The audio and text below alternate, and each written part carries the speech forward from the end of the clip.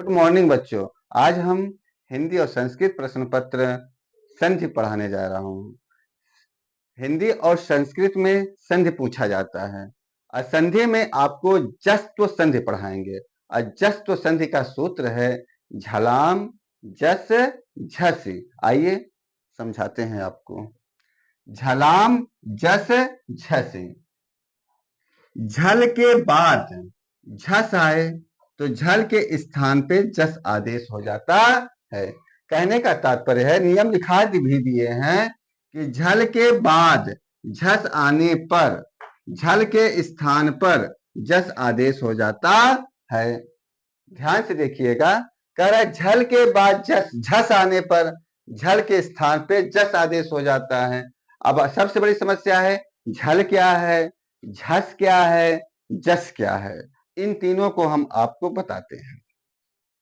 झल, झल में कौन कौन से अक्षर आते हैं, वर्ण आते हैं, वो हम बता रहे हैं। झल में झ, भ, घ, ढ, ध, ज, ब, ग, ड, द, ख, फ, छ, ठ, थ, च, ट, त, क, प, श, स, ह। इतने वर्ण आते हैं।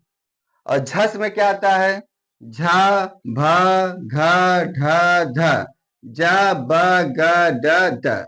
इतने वर्ण आते हैं। और जस में ज, ब, ग, ड, द, ये 5 अक्षर आते हैं।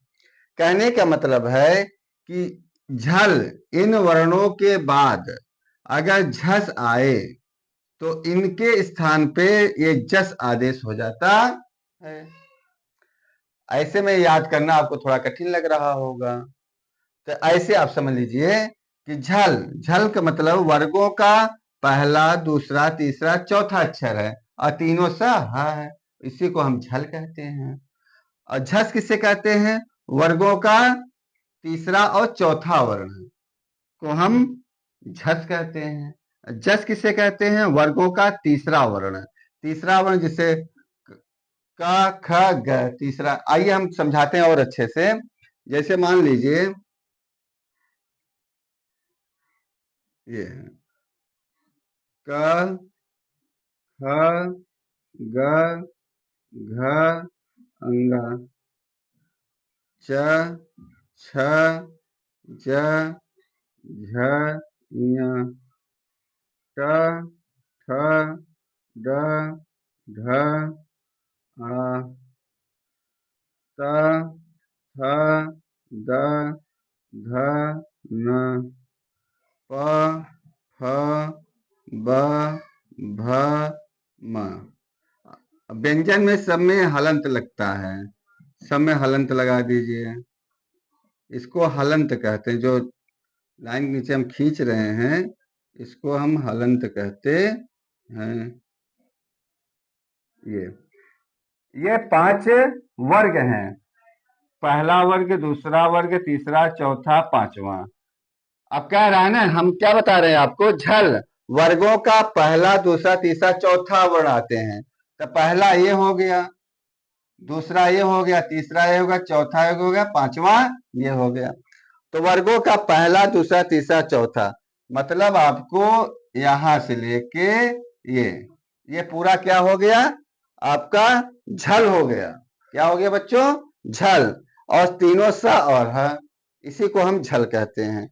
अब फिर क्या कह रहा है कि झस किसे कहते हैं, वर्गों का तीसरा और चौथा वर्ण। तीसरा जैसे क, ख, पहला, दूसरा, तीसरा, तीसरा और चौथा, ये आपका क्या हो गया, झस है। क्या है, झस। फिर कह रहा कि इनके बाद अगर आता है तो जस आदेश हो जाता है। जस क्या है, वर्गों का तीसरा अक्षर, केवल आपका ये वाला आएगा, ये आदेश हो जाएगा। आइए हम उदाहरण के द्वारा आपको समझाते हैं। जैसे क्रोध धन ध है, क्या है, क्रोध धन ध। ये ध क्या है, ध से धनुष वाला, देखो ध आपको यहाँ मिलेगा, ये मिल गया ध। ध क्या है? झल है। क्या है? ये झल है। तो थोड़ा देख लीजिए, पहला समझा रहे हैं। ये क्या हो गया आपका? झल। और फिर इसके बाद क्या है? धा है। ये देखो, ये भी धा है। ये क्या है? झस है। झस। अब देखो, झल के बाद झस आया है, तो झल के स्थान पे क्या आदेश होगा?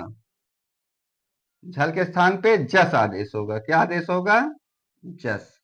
जस को आप ऐसे भी समझ लो, अपने ही वर्ग का तीसरा वर्ण आदेश हो जाएगा। और देखिए ये क्या है? ध। ध से त थ द ध, ये है अपने ही वर्ग का तीसरा अक्षर। तो तीसरा अक्षर ये आ रहा है। ता वर्ग का है। किस वर्ग का है ये? ता वर्ग का। ता वर्ग में ये ध है, तो अपने ही वर्ग का तीसरा अक्षर क्या है? द है। तो यहाँ झ क्या हो जाएगा? द हो जाएगा। अब समझ। अब यहाँ हम जैसे जस के द आदेश कर देंगे, तो यहाँ क्या बन गया? क्रू। तो क्रू लिखा है, धा के स्थान पे द आ गया, धा धा ही रहेगा। तो क्या बन जाएगा ये? क्रुद्ध। ऐसे बनेगा, क्रुद्ध। क्रुद्ध। ठीक है बच्चों, इसी प्रकार हम यहाँ देख लीजिए। भा है, लब धन धा। भा है। भा क्या है? ये झल है। उसके बाद धा क्या है? झस है। तो अपने ही वर्ग का तीसरा अक्षर क्या होगा? देखिए, भा किस वर्ग का है? प वर्ग का है। प फ ब भ। तो प वर्ग का तीसरा अक्षर क्या है? ब।